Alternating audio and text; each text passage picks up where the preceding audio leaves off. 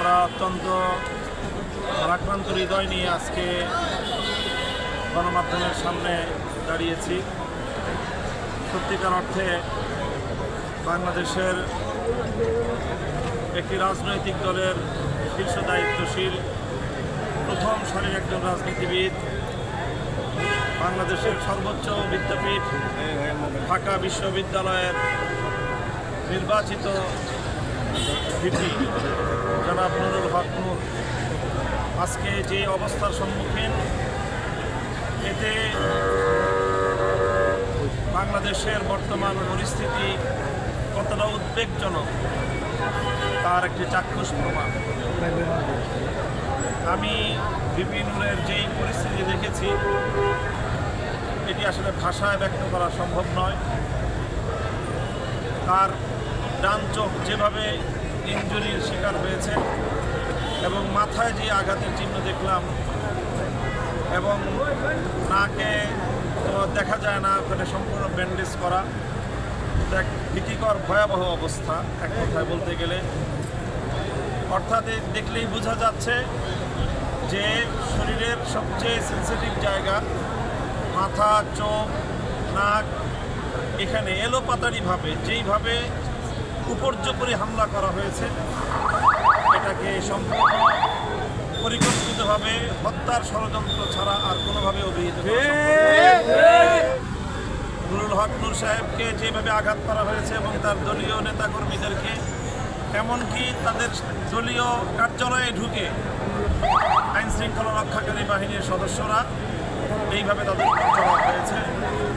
বাংলাদেশে এখন রাজনীতিবিদ হিসেবে আমরাও আমাদের জীবনকে নিয়ে আমরা আজকে শঙ্কিত, আমাদের নিরাপত্তা নিয়ে আমরা আজকে শঙ্কিত।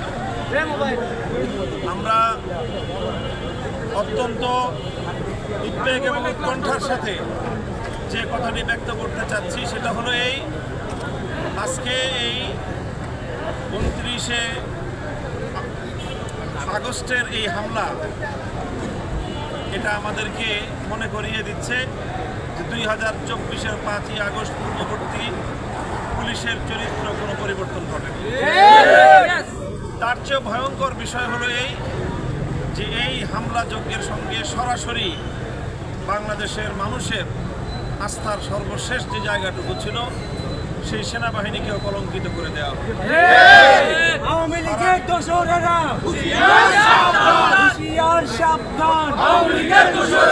সরাসরি সেনা সদস্যরা ওপেন জাতীয় গণমাধ্যম এবং বিভিন্ন মিডিয়ার উপস্থিতিতে এইভাবে একজন দেশের বরেণ্য রাজনৈতিক নেতার উপর হামলা পরিচালনা করতে পারে, এটা সভ্য এই পৃথিবীতে কল্পনা করা সম্ভব না।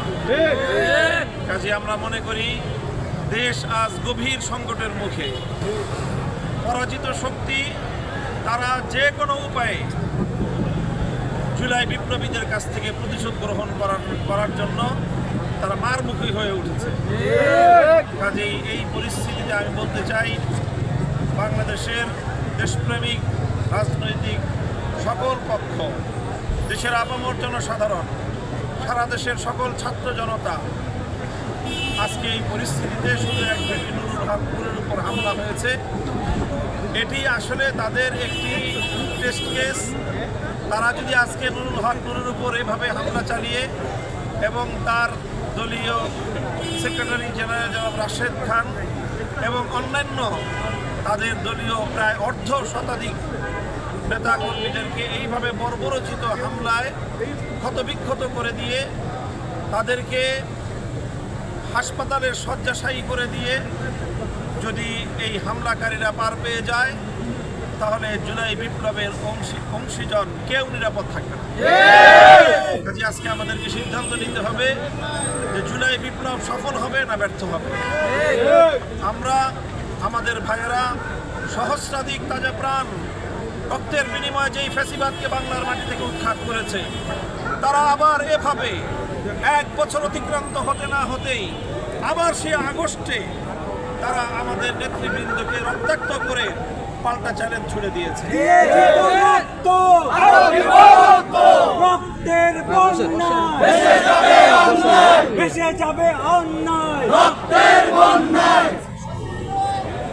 কাজেই আমরা ডাক্তারদের সাথে কথা বলেছি, বিভিন্ন নুরুল হক নূরের অবস্থা সংকটাপন্ন, আরও কয়েকদিন লাগবে হয়তো, তারপরে পরিপূর্ণ অবস্থা অনুমান করা যাবে যে ক্ষত এবং আঘাতের চিহ্নটা কতটা গভীর, মস্তিষ্কের ক্ষতটা কতটা গভীর এবং তার চোখের কী অবস্থা।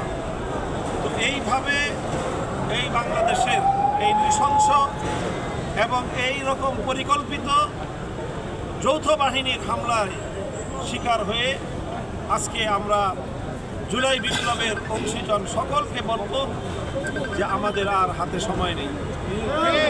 এই মুহূর্তে ঐক্যবদ্ধভাবে এই ষড়যন্ত্রকারীদেরকে, ফ্যাসিবাদ এবং তার দোসরদেরকে যদি আমরা মোকাবেলা করতে না পারি, তাহলে বাংলাদেশে দেশপ্রেমিক জনতা থাকতে পারবে না।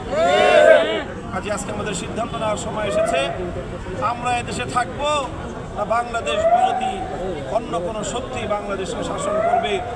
দেশের অস্তিত্ব এবং দেশের স্বাধীনতা আজকে প্রশ্নের সম্মুখীন, হুমকির সম্মুখীন।